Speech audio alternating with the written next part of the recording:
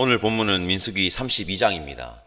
민수기 32장은 요단강 동편의 땅을 루벤 자손과 갓 자손 그리고 므낫세 반 지파가 분배를 받는 과정이 기록이 되어 있습니다.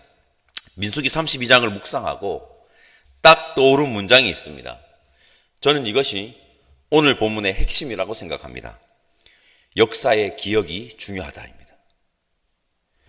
밝힌 바의 뜻, 저는 역사를 좋아하고 역사를 소재로 한 꼬리에 꼬리를 무는 그날 이야기라는 TV 프로그램을 좋아합니다. 현재 꼬리를 무는 그날 이야기 시즌 3가 방영 중인데 요즘에는 매주 챙겨보지는 못하고 있습니다.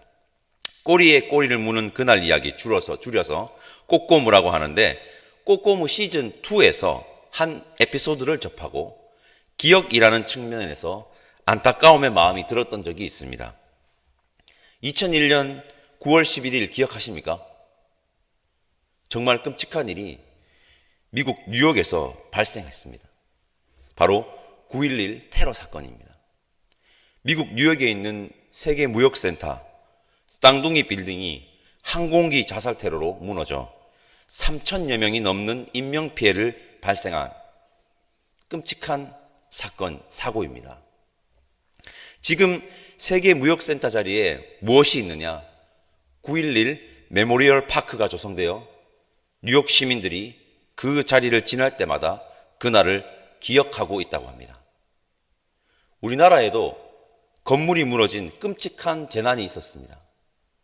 1995년 6월 29일 상품백화점 붕괴 사고입니다. 정확하게 말하면 상품백화점 붕괴는 인간의 욕망으로 인한 총체적 부실 때문에 일어난 인재입니다. 이 사고로 여러분 사망자가 500여 명, 부상자가 1,000여 명 발생하였습니다. 꼬꼬무 시즌2에서 상품백화점에 대한 이야기를 다루었습니다. 꼬꼬무 시즌2를 보고 안타까웠던 것이 있었습니다. 원래 상품백화점 자리에 위령탑과 기억공원을 조성하여 그날을 기억하려고 했다고 합니다. 서울시와 협의를 다 했는데 서울시는 갑자기 약속을 파기하였고 상품백화점 자리에 위령탑 설치는 무산되었습니다. 위령탑을 세우는데 반대가 심했다고 합니다. 왜일까요? 위령탑을 세우면 집값이 떨어진다는 이유 때문입니다. 현재 상품백화점 붕괴사고 희생자 위령탑은 서울의 약속 파기, 서초구청의 반대 등 우여곡절 끝에 상품백화점 자리에서 5km나 떨어진 양재 시민의 숲, 그것도 제일 구석에 일부러 찾지 않으면 잘 보이지도 않는 자리에 세워졌고 상품백화점 자리에는 주상복합 아파트가 들어서 있다고 합니다. 여러분은 상품백화점 희생자 위령탑이 있다는 사실을 알고 계셨습니까? 역사의 기억은 경제적 가치에 밀려 구석에 처박히면 안 되는 것입니다. 역사의 기억을 잊으면 역사의 실수를 다시 반복할 수 있기에 역사의 기억은 경제적 가치보다 훨씬 더 가치가 있는 것입니다. 오늘도 말씀드립니다. 역사를 잊은 민족에게는 미래가 없습니다. 오늘 민수기 32장이 우리에게 강력하게 말하는 것은 역사의 기억이 중요하다는 것입니다. 그것이 하나님의 역사라면 두말할 필요가 없습니다. 민수기 32장 1절에서 5절까지 말씀을 함께 읽어보겠습니다. 1절에서 5절까지 함께 읽겠습니다. 르우벤 자손과 갓 자손은 심이 많은 가축대를 가졌더라. 그들이 야셀 땅과 길르앗 땅을 본즉 그곳은 목축할 만한 장소인지라.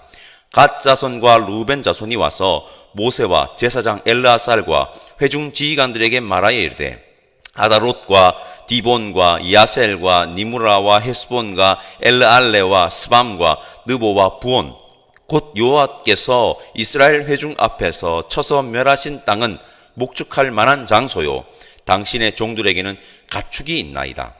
또 이르되 우리가 만일 당신에게 은혜를 입었으면 이 땅을 당신의 종들에게 그들의 소유로 주시고 우리에게 요단강을 건너지 않게 하소서.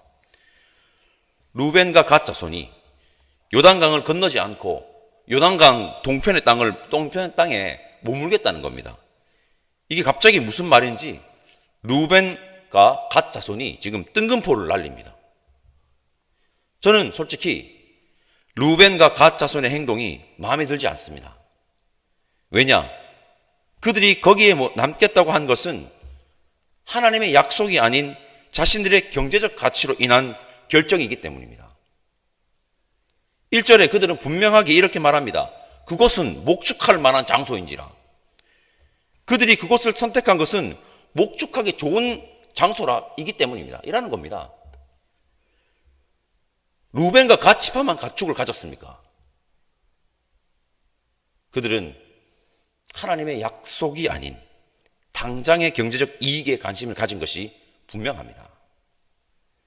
역사의 기억이 경제적 가치에 밀리면 안 됩니다. 하물며 하나님의 약속이 경제적 가치에 밀려서는 안 되는 것입니다. 여러분 말씀드립니다. 우리 그리스도인은 세상의 가치가 아닌 하나님의 약속을 신뢰하며 말씀의 가치로 살아가야 함을 기억하시기를 바랍니다. 아니나 다를까 출애굽 공동체의 지도자 모세가 노발대발합니다. 우리 6절에서 9절까지 말씀을 한 목소리로 함께 읽어보겠습니다. 6절에서 9절까지입니다. 모세가 갓 자손과 루벤 자손에게 이르되 너희 형제들은 싸우러 가거늘 너희는 여기 앉아 있고자 하느냐? 너희가 어찌하여 이스라엘 자손에게 낙심하게 하여서 여호와께서 그들에게 주신 땅으로 건너갈 수 없게 하려 하느냐? 너희 조상들도 내가 가데스 바네아에서 그 땅을 보라고 보내었을 때에 그리하였나니 그들이 에스골 골짜기에 올라가서 그 땅을 보고 이스라엘 자손을 낙심하게 하여서 여호와께서 그들에게 주신 땅으로 갈 수 없게 하였느니라. 모세가 노발대발하는 겁니다. 모세가 무엇이라고 합니까? 하나님의 약속을 등한시하여서 실패한 조상들의 모습을 너희가 알지 못하냐고 정신 차리라고 합니다. 모세가 훌륭한 지도자일 수 있는 것은 여러 가지 면이 있겠지만 역사의 기억을 가진 자였기 때문입니다. 즉 역사의식을 가진 지도자였기 때문입니다. 경제적 가치로만 보면 목축하기 좋은 땅에 정착하겠다고 지금 제안하는 것이 뭐 그리 큰 잘못이겠냐마는 그들에게 정말 중요한 것은 경제적 가치가 아닌 하나님의 약속이기에 하나님의 약속을 등한시하여 실패한 역사가 있었기에 모세는 그들의 제안에 질책할 수밖에 없었던 겁니다. 없는 것입니다. 하나님의 역사를 봐라. 하나님의 약속이 먼저다. 라고 그들에게 강력하게 말할 수밖에 없는 것입니다. 말해야 하고요. 혹자들이 이렇게 말합니다. 결과적으로 영토 늘어났지 않았느냐? 결과적으로 요단강 동편도 이스라엘 땅이 되지 않았느냐? 좋은 거 아니냐? 저는 단호하게 말합니다. 결과적으로 영토가 안 늘어나도 됩니다. 요단강 동편이 이스라엘 영토가 안 돼도 됩니다. 가장 좋은 것은 루벤과 갓 자손도 함께 요단을 건너 가나안 땅에서 땅을 분배받는 겁니다. 왜입니까? 그것이 하나님의 계획이었고 그것이 하나님의 약속이었기 때문입니다. 이게 제일 좋은 겁니다. 이게 땅이 늘어났지 않았느냐? 요단강 동편도 우리 땅이 됐지 않았느냐? 안 돼도 됩니다. 오늘 말씀은 우리에게도 말합니다. 우리 그리스도인들에게 가장 중요한 것은 하나님의 뭐다? 약속이다. 하나님의 약속, 언약을 따라 살아가야 함을 기억합시다. 어떠한 가치도, 어떠한 핑계도 이것보다 여러분 앞설 수 없습니다.